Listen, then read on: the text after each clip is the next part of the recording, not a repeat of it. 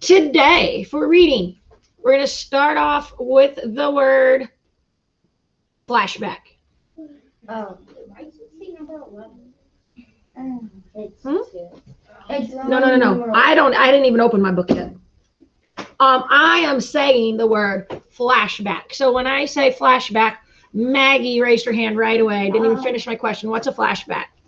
A flashback is something let's say, something that happened a long time ago, and you just remember it, kind of like it kind of like okay, something that happened a long time ago, and you're thinking back and remembering it. Okay. Why do you think I would talk about a flashback first thing this morning, Macy? Because he had a flashback from his childhood when he had those two dogs. Okay, we think that there's probably going to be a flashback coming of when he was a child and did have a flashback because it said that he was remembering how he had his own two dogs. If it says he remembers he had two dogs, is that a flashback? No, that's just him remembering he had two dogs. Tell me, what's the difference between him saying he remembers he has two dogs and an actual flashback? DJ, I saw your hand first. A flashback explains exactly what happened in the say the scene. Like it was a cold, windy day, or it explained exactly what the dogs looked like. But just remembering, he would just say, "I remember I used to have two dogs." Right. So remembering is just, I remember I used to have two dogs. A flashback gives you all the details. He's actually literally flashing back, like going back to that time. So in the story, it's written, and in a movie, it's as if you were actually back in that time. So it might start out, it was a cold winter day, and my two dogs were cuddled up in front of the fire, and there was a roaring glow as the snow fell outside. So it takes us back to that actual point in time. Whether it's in a story or a movie, both of those can have flashbacks. Josie, your hand was raised. Did you have anything to add?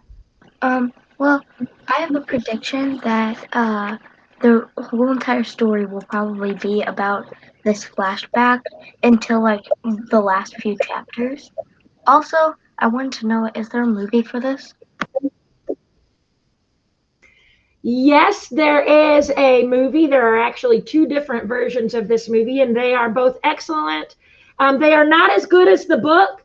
In my opinion, you will have a hard time finding a movie that's as good as the book, no matter what it is. Harry Potter comes close. Yeah.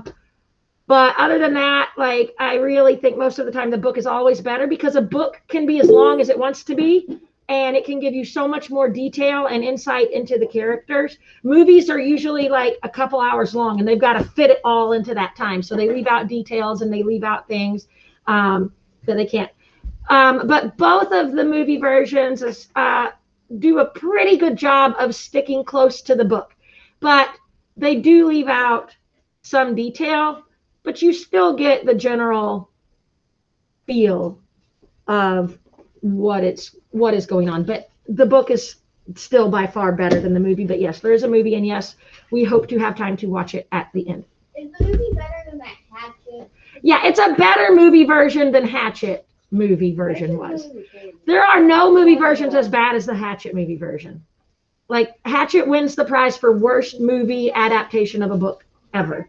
It literally was embarrassed to even be, I'm pretty sure it was such a bad version, they weren't even allowed to name it Hatchet. That's why it has a different name. Because I'm guessing Gary Paulson was like, that is not Hatchet. You are not allowed to name that movie Hatchet. That is not as good as the book was. No. So yeah, I'm pretty sure that's why the movie is named something different, because it is terrible. So Josie, yes ma'am. I haven't read the series yet, but my sister is reading The Maze Runner, and she watched the movie, and she said it was nothing like it. I mean, they just had the same character name, and they look completely different and not even the same storyline. So that's up there too, I'm guessing, even though I haven't watched it, but she said it was really bad. Yeah, sometimes they are pretty bad. But Josie's prediction that we're heading into a flashback. Macy's prediction that we're heading into a flashback moment. Yes. Josie's prediction that this flashback is going to last for a while. Yes. Yes. For most of the book. Yes. She has not read it. Josie doesn't tell a lie. Okay. We never asked So her. before we do that, can any of you give me a flashback to something significant that happened to you as a child when you were younger years that maybe we don't know about? Fiona, give me a flashback. I have a flashback from like a long, long time ago. I'm surprised I can still remember it. It was my second birthday. Here, come closer so I don't have to repeat all of this. Come closer so they can hear you too. I don't have any good flashbacks. It was my second birthday, and I remember it.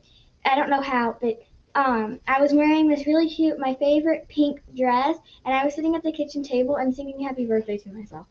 Singing happy birthday to yourself. Nice. I like that you have all of the details. She remembers what she was wearing. She remembers where she was sitting, what she was doing, how old she was. Okay. So that puts us in the moment. Like, I feel like I can automatically picture a little tiny Fiona in a little pink dress, looking cute, sitting at a kitchen table. So it's not just like, I remember my second birthday. Like, she gave us detail where we can actually picture. Sean, give me something significant, but you got to come up here. Okay, so when I was 3. When he was 3. Come closer. I was in my stroller, and obviously my brother Kyle hates me. So His brother hates him, okay? he pushed me down concrete stairs, That was mean. and my face hit a van, then it hit the sidewalk. Then I got 2 black eyes. That's when. As a 3-year-old? Yep. All right, so as a 3-year-old in his stroller, his brother pushed him down the stairs. He crashed into a van and in the sidewalk and had black eyes. Josie. Well, I was about 5, and it was my first time going into the hospital because I had poison ivy, and it was from the baseball field down by my house. Me and my friends like went in the woods and stuff, and it got infected and was really gross, and I had to go to the hospital for it. And I remember I had to get an IV, and it was super scary. I remember sitting in the hospital bed watching like Tom and Jerry, I think, and like my hospital gown, and she's like she's putting the needle in, and I'm like crying, and I'm very upset, and I just remember that exact moment, and whenever she took it out, because I was looking out a window at the parking lot, and I do remember I had to pee in a cup. Yeah, that happens at the hospital sometimes, or even the regular doctor office. Not another one. We don't have, like, these chapters are long. Jason has one. Come up here. I know you're close, but come up here. So a long time ago, when I lived in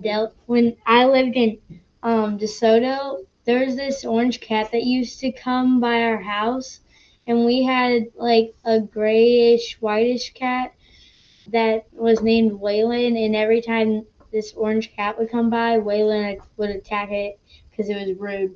Like, it would come by and scratch at our fence, and every time we had to let Waylon out to go get rid of the orange cat. Okay. All right. A Miss Bab flashback. I've got 2 in my head.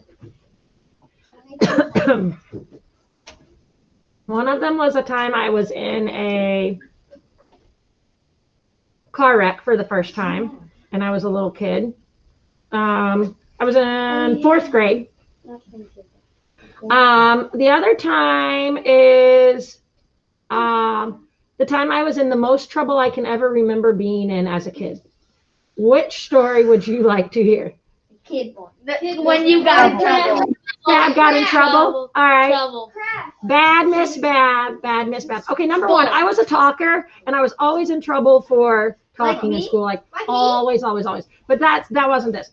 It was the summer, And I had one of my good friends over. Her name is Teal Hickey. I still remember this. I have no idea where she is now. I haven't talked to her like in 20, 30 years at least. But it was fourth grade. It was the summertime. Teal Hickey, we were at my house. I had like a really big yard. We lived kind of out in the country.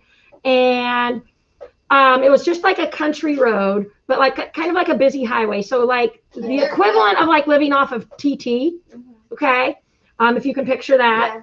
And so like it's a pretty busy highway. Cars like fly by. And at the edge of our lot was like a big ditch in between like our yard and the road. And there was also these huge evergreen trees like on the corner of the lot. And me and Teal told my mom we were going to play outside. And we also had like a really big backyard, like a swing set and stuff. And so my mom thought we were in the backyard, but we came up to the front yard. And for some reason, we were hiding behind the evergreen tree and like watching the cars go by like super fast. And we were like so close to the road and we were hiding behind the tree. So like the cars coming couldn't see us at all. So it was like pretty dangerous. And then we got this really great idea that we were going to take all of like the sticks and rocks that were on the ground there and throw them at the cars as they were coming by.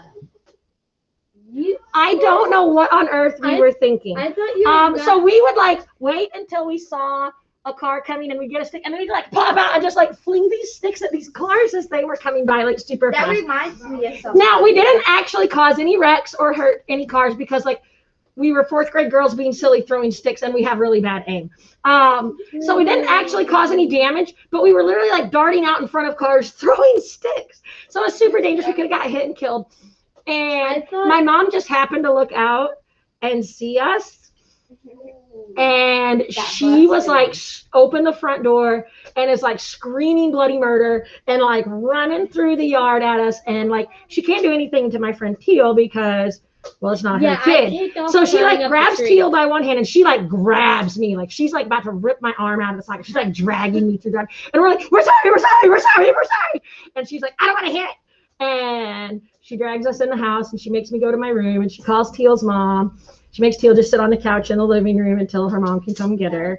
And then like when Teal left, like, and I was just like, I had to just sit alone in my room and wait because my mom was not going to like yell at me while Teal was still in the house. And then as soon as Teal left, my mom came in and she yelled at me so bad and she spanked me. And yeah, I was like in big trouble for like a long time. Like I was not allowed to play in the yard. It was the summer and I wasn't even allowed to go out in the yard for like a while. Like she's like, I can't trust you. And like, you know, like when you disappoint your parents and they say they're disappointed and they can't trust you, like that's like the worst. Like, so like I felt awful. And please know that I don't think I've ever thrown a stick ever again in my life. Like, Miss Bath. So I anyway, would have it took was a off climbing flashback moment for me. Zeke. I would have took off climbing up the tree. Never mind, I accidentally erased my hand. Okay. All right, hang on. We got to get started on the story. I apologize. We have to. We can just talk about flashbacks. We are not just going to talk about, we're going to talk about flashback. We're going to talk about Billy's flashback. All right, here we go. Chapter 2 of Where the Red Fern Grows. I am a little worried because I still see I still know that at least two of you are missing your Red Fern book because they're still sitting in the breezeway. Guys, you are going to struggle. You need to come get your book. It is part of school that is happening right now. If you don't have your book, somebody needs to come and get it. I am not scanning in however many pages this book is for you guys. You need to come get the book because you're going to have a hard time answering questions. Okay? All right, Zekel. Did you raise your hand? You bumped it. Okay. I don't know what's Chapter 2. happening. It's weird. Okay. Chapter 2. I suppose there's a time in practically every young boy's life when he's affected by that wonderful disease of puppy love. I don't mean the kind a boy has for the pretty little girl that lives down the road. I mean the real kind. The kind that has 4 small feet and a wiggly tail and sharp little teeth that can gnaw on a boy's finger. The kind a boy can romp and play with, even eat and sleep with. I was 10 years old when I first became infected with this terrible disease.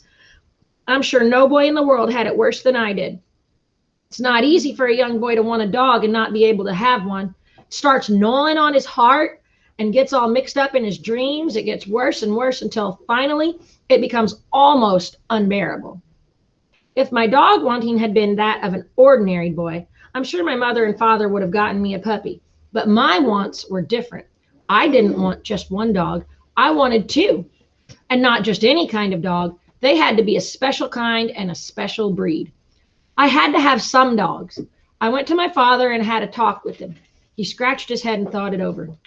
Well, Billy, I heard that old man Hatfield's collie's going to have pups. I'm sure I can get one of them for you.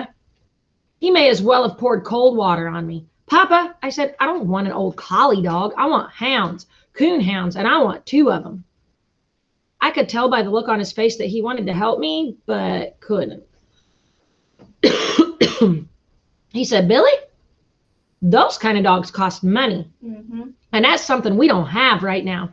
Maybe someday when we can afford it, you can have them, but not right now. I didn't give up. After my talk with Papa, I went to Mama. I fared no better there. Right off, she said I was too young to be hunting with hounds. Besides, a hunter needed a gun, and that was one thing I couldn't have. Not until I was 21, anyways. I couldn't understand it. There I was, sitting right in the middle of the finest hunting country in the world, and I didn't even have a dog. Our home was in the beautiful valley far back in the rugged Ozarks. The country was new and sparsely settled. What does that mean? The country was new and sparsely settled. Gray? Basically, very little people settled there. All right, very little people. Populated. Yeah, sparsely populated. Very little people were living there at the time. The country was new. Remember, we kind of did the math yesterday and figured out it's probably like early 1900s. So, yeah, there's not a lot of people around yet because they're further out west. They're not on the coast. Gray? Also, the other day, I asked my papa what it was like whenever they first built their house here. Mm-hmm. And there was none of this other houses and stuff. It was just basically them, Mary's Market, and this Selma Village over there across the street. And back there, it was just that. All right. Gray said he asked his papa, is that what you call him? What it was like when they first built their house and moved here. And he said there was pretty much nothing here, just Selma Village and Mary's Market was the only thing when they built their house. So, yeah. I mean, it's grown a lot, but even compared to like Festus City, like, I mean, we're sparsely populated here and like we're the country Festus, like, right? Okay. Okay. Well, he's in hunting country and he doesn't have a dog. The country was new, sparsely settled. The land we lived on was Cherokee land, allotted to my mother because of the Cherokee blood that flowed in her veins. It lay in a strip from the foothills of the mountains to the banks of the Illinois River in northeastern Oklahoma. The land was rich, black, and fertile. Papa said it would grow hair on a cross-cut saw. He was the first man to stick the cold steel point of a turning plow into the virgin soil. So that means that the land was untouched. He was the first one to plow the land. And saying that it was so fertile it would grow hair on a cross-cut saw. A saw is made of metal. Can it grow anything? No. No, but he's saying that the soil there is so rich with nutrients that it could basically grow Except for anything. It could- Water, it can grow mold on it. Okay, rust. The It'll metal, get rusty. the metal could grow rust. It doesn't grow rust because rust isn't a living thing. We'll talk about that in next quarter in science. Water is on Rust? it just sits Rust, forever. yeah. I don't know. Okay, Mama had picked the spot for our log house. It nestled at the edge of the foothills in the mouth of a small canyon and was surrounded by a grove of huge red oaks. Behind our house, one could see miles and miles of the mighty Ozarks. In the spring, the aromatic scent of wildflowers, redbuds, pawpaws, and dogwoods drifting on the wind currents spread over the valley and around our home. Below our fields, twisting and winding, ran the clear blue waters of the Illinois River. The banks were cool and shady. The rich bottomland near the river was studded with tall sycamores, birches, and box elders. Yes, Josie. Whenever it said the pawpaws, it made me think at my grandparents' house they have some land up in St. John and they have some pawpaw trees and it just made me think of that. And it's a kind of fruit and it does not taste good to me. Grayson. Also, it mentioned dogwood, which is our state tree, isn't it? Yes, Grayson said it also mentioned dogwoods, which he remembers is the Missouri State tree. Yeah. It is. Other people are saying yes, so I'll go with that. I don't know. Okay, to a 10-year-old country boy, it was the most beautiful place in the whole wide world, and I took advantage of it all. I roamed the hills and the river bottoms. I knew every game trail and the thick cane brakes and every animal track that was pressed in the mud along the riverbanks. The ones that fascinated me the most were the baby-like tracks of a river coon. I'd lie for hours examining them. Before leaving, I'd take a switch and sweep them all away. These I called my trail looks. The next day, I'd hurry back, and sure enough, 9 times out of 10, there in the clean swept ground, I would again find the tracks of a ringtail coon. I knew he had passed over the trail during the night. I could close my eyes and almost see him, humped up and waddling along, fishing under the banks with his delicate little paws for crawfish, frogs, and minnows. I was a hunter from the time I could walk. I caught lizards on the rail fences, rats in the corn crib, and frogs in the little creek that ran through the fields. I was a young Daniel Boone. As the days passed, the dog-wanting disease grew worse. I began to see dogs in my sleep. I went back to my father and mother. It was the same old story. Good hounds cost money, and they just didn't have it. My dog-wanting became so bad I began to lose weight, and my food didn't taste good anymore. Mama noticed this, and she had a talk with Papa. You're going to have to do something, she said. I never saw a boy grieve like that. It's not right. Not right at all. I know, said Papa, and I feel just as badly as you do. But what can I do? You know we don't have that kind of money. I don't care, said Mama. You got to do something. I can't stand to see him cry like that. Besides, he's getting to be a problem. I can't get my work done. He follows me around all day, begging for hounds.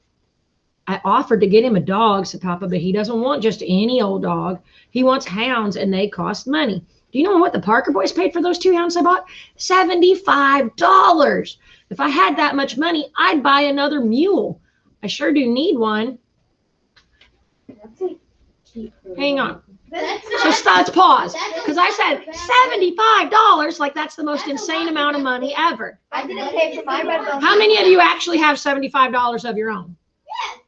But Miss Beth. Right. It's my life savings. Yeah, like in savings or whatever, or like on your birthday or whatever, you get like, I don't know, what, 10, 15, 20 bucks at least. Like, right? Like, Sometimes I get 20. Sometimes I get like, so how many of you think $75 is not that much money? Well, it For a dog. It was back then.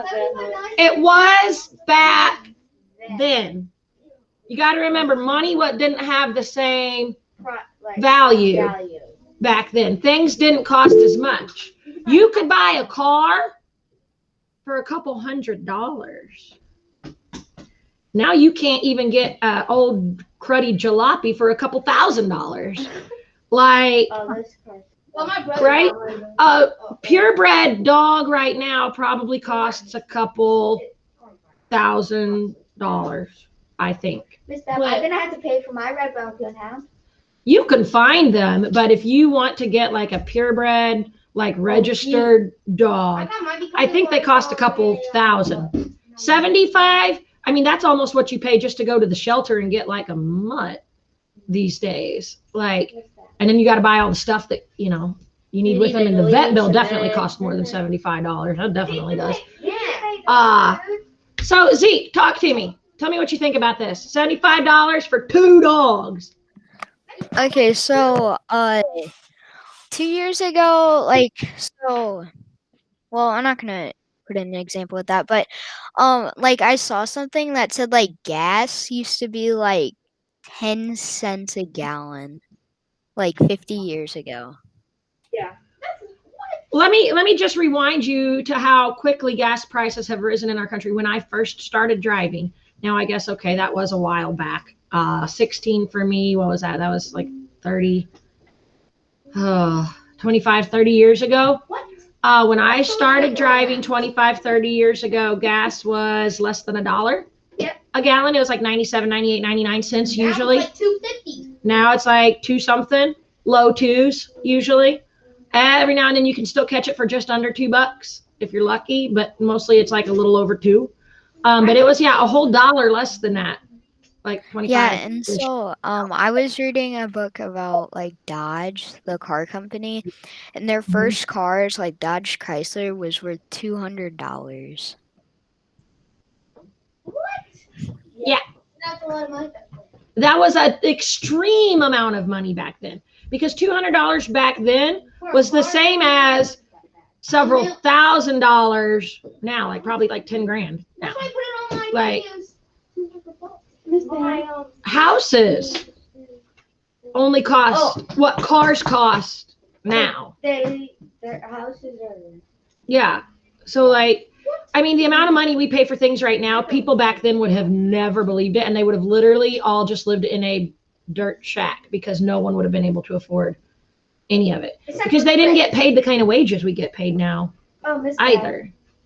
Josie. Well, back to my grandpa. He, whenever he was younger, he got for a nickel like this huge waffle with a bunch of ice cream and whipped cream and sprinkles all over it for just 5 cents. And he was telling me about how like inexpensive things were.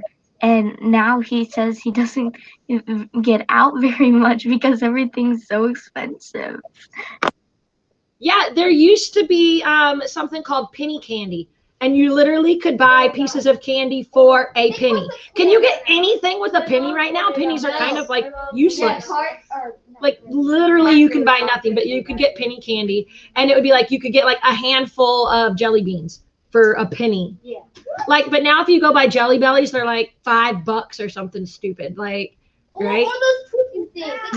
Pixie stick. You can get like several pixie stick type things for like a cent, like crazy. Yes. So like, but it was back in that time. So like, yeah, your grandparents were like alive during this time when things were like crazy cheaperoo. Well, not for them. It's that. All right, Fiona. When this was last year when COVID was really bad during the summer. Nobody really got out anymore. They got ordered online. Nobody was using the gas station, so all the prices were down. And we found one gas station. It was at like $1.87. And then we went a little bit further south down to my lake house, and I found a gas station which actually had like 98 cents. Wow. Fiona said last summer when it was COVID and no one was leaving at all, and they went down to their lake house and gassed there because there wasn't anybody vacationing or traveling or doing anything because of COVID. But like gas was only like 97, 98 cents? I saw one was 98 cents, but we already got gas going down there for $1.87. Wow. And she said, yeah, on the way down they passed one for $1.87. Zeke. Oh. So, back then, when my grandpa was younger, he lived on a ranch, and so his dad had like 3 horses, I think. They were pretty well off at that time, and him and his older sister, both were saving up their whole lives to buy a horse. And when his sister did, it was like really mean. It almost killed his cousin because his cousin went to ride it, and the horse kicked him off and put his back feet up and went stomped down. And my grandpa thought he was dead, but his hooves were on both sides of his head. Oh my goodness. When you rode it, it tried to go under tree branches and knock you off. Oh my gosh. And my grandpa got a nicer one, and they got rid of the mean one. No kidding. Okay, we're going to keep going. This is a longer chapter. All right. Okay, so instead he wishes he had $75 because instead of 2 dogs, he could get a mule. Okay. I had overheard this How much conversation. was $75 back then? Do what? How much was $7,500. Hang on, let me see if I can find. In the 1900s, you have to put that. Probably like $7,500. Is I'm how gonna say much about today? 1,000. $75 in 1900. The year 1900 is worth $2,335 today. Wow. 2,300. Wow. My dog was Okay, so yeah, that would be a large amount of money for 2 dogs. So, yeah, if you were like, Mom, Dad, buy me something for $2,300, I'm pretty sure all your parents would be like, No. you're crazy. I didn't say No. money to buy my And even if dog. you cried every day and followed them and begging around the house, would they break down and buy you something worth $2,300? No, they'd buy me something. No, they would go to Dollar General and get you the Dollar General version and tell you to suck it up and be happy. Yeah. Like, right? I'd say Okay, my here we dog go. get a dog. I had overheard this conversation from another room. At first, it made me feel pretty good. At least I was getting to be a problem. Then I didn't feel so good. I knew my mother and father were poor and didn't have any money. I began to feel sorry for them and myself. After thinking it over, I figured out a way to help. Even though it was a great sacrifice, I told Papa that I had decided I didn't want 2 hounds. 1 would be enough. I saw the hurt in his eyes. It made me feel like someone was squeezing water out of my heart. Papa sat me on his lap and we had a good talk. He told me how hard times were and that it looked like a man couldn't get a fair price for anything he raised. Some of the farmers had quit farming and were cutting railroad ties so they could feed their families. If things didn't get better, that's what he'd have to do. He said he'd give anything if he could get some good hounds for me, but there didn't seem to be any way he could right then. I went off to bed with my heart all torn up in little pieces and cried myself to sleep. The next day, Papa had to go to the store. Late that evening, I saw him coming back. As fast as I could, I ran to meet him, expecting a sack of candy. Instead, he handed me 3 small steel traps. If Santa Claus himself had come down out of the mountains, reindeer and all, I could not have been more pleased. I jumped up and down and cried a whole bucket full of tears. I hugged him and told him what a wonderful papa he was. He showed me how to set them by mashing the spring down with my foot and how to work the trigger. I took them to bed with me that night. The next morning, I started trapping around the barn. The first thing I caught was Sammy, our house cat. Oh. If this didn't cause a commotion, I didn't intend to catch him. I was trying to catch a rat, but somehow he came nosing around and got in my trap. My sister started bawling and yelling for Mama. She came running and wanted to know what in the world was going on. None of us had to tell her. Sammy told her with his spitting and squalling. He was mad. He couldn't understand what this thing was that was biting his foot, and he was making an awful fuss about it. His tail was as big as a wet corn cob, and every hair on his small body was sticking straight up. He spit and yowled and dared anyone to get close to him. My sisters yelled their fool heads off all the time, saying, "Poor Sammy, poor Sammy." Mama shushed him up and told me to get the forked stick from under the clothesline. I ran and got it. Mama was the best helper a boy ever had. She put the forked end over Sammy's neck and pinned him to the ground. It was bad enough for the trap to be biting his foot, but to have his neck pinned down that way was too much. He threw a fit. I never heard such a racket in all my life. It wasn't long until everything on the place was all spooked up. The chickens started cackling and flew way up on the hillside. Daisy, our milk cow, all but tore the barn lot up and refused to give any milk that night. Sloppy Ann, our hog, started running in a circle, squealing and grunting. Wow. Sammy wiggled and twisted. He yowled and spit, but it didn't do him any good. Mama was good and stout. She held him down tight to the ground. I ran in and put my foot on the trap spring, mashed it down, and released his foot. With one loud squall, he scooted under the barn. After it was all over, Mama said, "I don't think you'll have any more trouble with that cat. I think he's learned his lesson." How wrong Mama was. Sammy was one of those nosy kind of cats. He would lie up on the red oak limbs and watch every move I made. I found some slick little trails out in our garden down under some tall hollyhocks. Thinking they were game trails and not knowing they were Sammy's favorite hunting trails, I set my traps. Sammy couldn't understand what I was doing out there messing around his hunting territory. He went to investigate. It wasn't long till I had him limping with all 4 feet. Every time Papa saw Sammy lying around in the warm sun with his feet wrapped up in turpentine rags, he would laugh until big tears rolled down his cheeks. So, did Sammy only get trapped that one time? No. No. Lots of times. Well, think about it. It's like I'm picturing those traps, you know, like a bear trap, right? Like those steel claw ones that like snap shut. And like in my mind, that would like cut a cat's paw off. But I guess Sammy was just hobbling along, doing okay. I think I know what it is. Like sometimes you use them to catch chickens and smaller ones. Yeah, like they like walk in And then like if they went for the food in there, it would like maybe like the tail or something would hit. Like there's this thing that has it standing open that you put in the ground, but it can be knocked in real easily. So like when it would walk in, it would probably shut, and then it'd be squalling to get out because it could have. It's not something like it. That would be like what they call a humane trap because it doesn't hurt them. Like the door just shuts behind them, so they're just trapped like in a box or something. This was something that was actually caught its foot, like and like snared its foot. So anyway, all right. Papa told me to be. Oh. All right, Mama had another talk with Papa. She said he was going to have to say something to me because if I caught that cat one more time, it would drive her out of her mind. Papa told me to be a little more careful where I set my traps. Papa, I said, I don't want to catch Sammy, but he's the craziest cat I ever saw. He sees everything I do, and he just has to go sniffing around. Papa looked over at Sammy. He was lying all sprawled out in the sunshine with all four paws bandaged and sticking straight up. His long tail was swishing this way and that. You see, Papa, I said, he's watching me right now, just waiting for me to set my traps. Papa walked off toward the barn.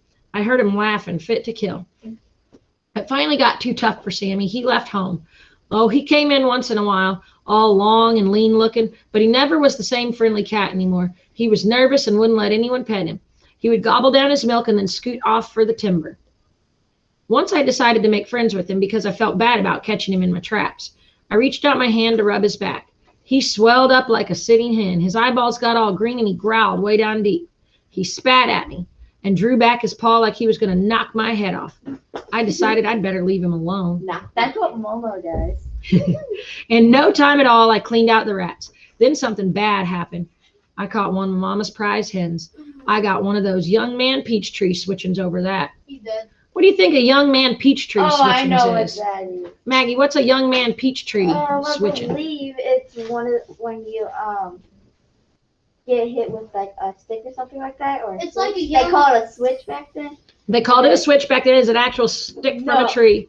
But is it like a big stick? No, it was No, like, it's it was a- from a younger tree. Yeah, basically. it's like tree. and it's like one of those- It's like from a younger baby tree, and it's like a really thin branch that's still pretty like flexible, so they can whoop you with it, and it stings. I'm guessing. I don't know. I didn't never actually get hit with a tree branch, like, but it hurt. Jason's like it hurts. That's what I have to do. Like when me, Broke, or Dusty get in trouble, like when we're on our way to when my stepdad used to do fights. Oh, we would used to go to these different states, and if they forgot to bring a belt, They tell them to go find a switch. Either that, or if we don't get one that they like first try, then they're gonna go pick one. And This is you, or this is what happened to your stepdad? us. All of you. You got Me, hit with Brooke, the and switch. Destiny. When we get in trouble and they forgot to bring a belt, we have to go. Y'all be look glad you're not Jason. That's what I got to say about that. I That's get all hit with the I'm one not paddle. gonna repeat if you didn't hear it. Okay. I got hit with the one. Lucky they didn't put me in the Young man belt. peach tree switchings. All right, so he's getting a whooping with a skinny little stick, and it hurts. Okay. Papa told me to go down to the cane brakes back of our fields and trap. This opened up all kinds of new wonders. I caught opossums, skunks, rabbits, squirrels. Papa showed me how to skin my game. In neat little rows, I tacked the hides on the smokehouse wall. I'd stand for hours and admire my magnificent trophies. There was only one thing wrong. I didn't have a big coonskin to add to my collection. I couldn't trap old Mr. Ringtail. He was too smart for me. Why do you think they call him a ringtail? Kane, why? He has rings on his tail. Yeah, raccoons, if you ever see them, they have like black rings Yeah. patterns around their tail. Okay, so they call them ringtails. He was too smart for me. He'd steal the bait from the traps, spring the triggers, and sometimes even turn them over. Once I found a small stick standing upright in one of my traps. I showed it to Papa. He laughed and said the stick must have fallen from a tree. It made no difference what Papa said. I was firmly convinced that a smart old coon had deliberately poked that stick in my trap. The traps helped my dog wanting considerably. But like a new toy, the newness wore off, and I was right back where I started from. Only this time it was worse, much worse. I had been exposed to the feel of wildlife. I started pestering Mama again. She said, "Oh, no, not that again. I thought you'd be satisfied with the traps. No, Billy, I don't want to hear about no more hounds. Maybe another one, get him a dog. I knew Mama meant what she said. This broke my heart. I decided I'd leave home. I sneaked out a quart jar of peaches, some old cold cornbread, and a few onions, and started up the hollow back of our house. I had it all figured out. I'd go away off to some big town, get 100 dogs, and bring them all back with me. I made it all right until I heard a timber wolf howl. This stopped my home leaving. When the hunting season opened that fall, something happened that was almost more than I could stand. I was lying in bed one night trying to figure out a way I could get some dogs when I heard the deep baying of a coon hound. I got up and opened my window. It came again. The deep voice rang loud and clear in the frosty night. Now and then I could hear the hunter whooping to him. The hound hunted all night. Sorry for the interruption. I would like to remind Character Council to check recycling bins during your morning recess. Today's group is S, show honesty. Please check hallway doors for the list and sign your name. Also, we are officially sold out of suckers. Thank you. Have a great day. All right. The hound hunted all night. He quit when the rooster started crowing at daybreak. The hunter and the hound weren't the only ones awake that night. I stayed up and listened to them until the last tones of the hound's voice died away in the daylight hours. That morning, I was determined to have some hounds. I went again to Mama. This time I tried bribery. I told her if she'd get me a hunting dog, I'd save the money I earned from my furs and buy her a new dress and a box full of pretty hats. That time I saw tears in her eyes. It made me feel all empty inside, and I cried a little too. By the time she was through kissing me and talking to me, I was sure I didn't need any dogs at all. I couldn't stand to see Mama cry. The next night I heard the hound again. I tried to cover my head with a pillow to shut out the sound. It was no use. His voice seemed to bore its way through the pillow and ring in my ears. I had to get up and again go to the window. I'm sure if that coon hunter had known that he was slowly killing a 10-year-old boy, he would have put a muzzle on his hound. Sleep was out of the question. Even on nights when I couldn't hear the hound, I couldn't sleep. I was afraid if I did, he would come and I would miss hearing him. By the time hunting season was over, I was a nervous wreck. My eyes were red and bloodshot. I had lost weight and was as thin as a beanpole. Mama checked me over. She looked at my tongue and turned back one of my eyelids. If I didn't know better, she said, I'd swear you weren't sleeping well. Are you? Why, Mama, I said, I go to bed, don't I? What does a boy go to bed for if it isn't to sleep? By the little wrinkles that bunched up on her forehead, I could tell that Mama wasn't satisfied. Papa came in during one of these inspections. Mama told me she was worried about my health. Aw, he said, there's nothing wrong with him. It's just because he's been cooped up all winter. Boy needs sunshine and exercise. He's almost 11 now, and I'm going to let him help me in the fields this summer. That'll put the muscles back on him. I thought this was wonderful. I'd finally grown up to be a man. I was going to help Papa with the farm. You're not a man yet. Do you think that he is going to be as dog puppy crazy? Yes. Once he's helping on the farm? Yeah. Yes. Lily is shaking her head no. A bunch of you are saying yes. Maybe. He's probably going to convince his dad to get it. All right, so now he's going to be in the fields working on his dad to get the dog instead of bugging his mom. Yeah. In the house, maybe. Okay. Did you see those pictures I sent you? All right. I did. Why don't you? Maggie has shared No, Bubbles is my black lab. Dumbo. some pictures. I will share them with all of Oh, I think us. it's Hang on. Michael. He's still a sharp pay mixed with American. And then guys, don't go far. Take a quick break, get snacks or whatever you guys at home, because we have a math test. So I need everybody on for the math test at 9. The camera. Hang on just a second. Share. Oops. It was a red bone coonhound, so that's why I forgot. All right, so this is your dog. Yeah.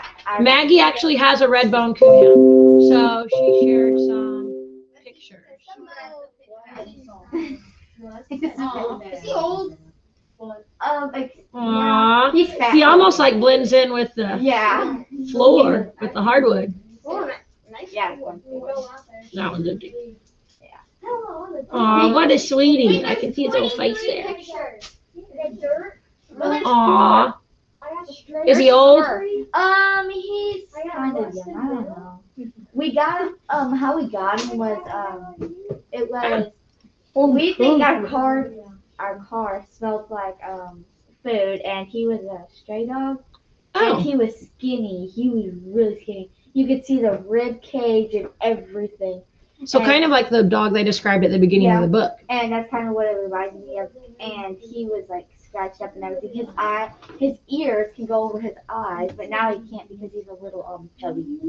Maggie said when they first got him, he was a stray that they found, and he was so skinny. You could see his ribs and everything, kind of like the dog they described at the beginning of the book.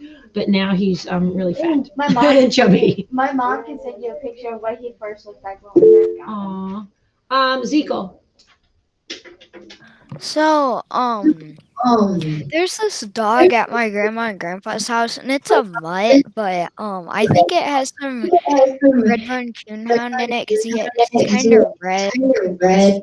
His face looks like one, but he has something else in him too. He might have some, but he's Very cool. he's old. He's old. All right, so I am going to have you do the questions that go in the vocab that go with chapter 2 today. However, like I said, you've only got about 10 minutes to work on it right now because we are going to start our math test right at 9 to make sure you guys have plenty of time. So work on that as you have time today. And that's it. I'm going to hit stop record for now for reading.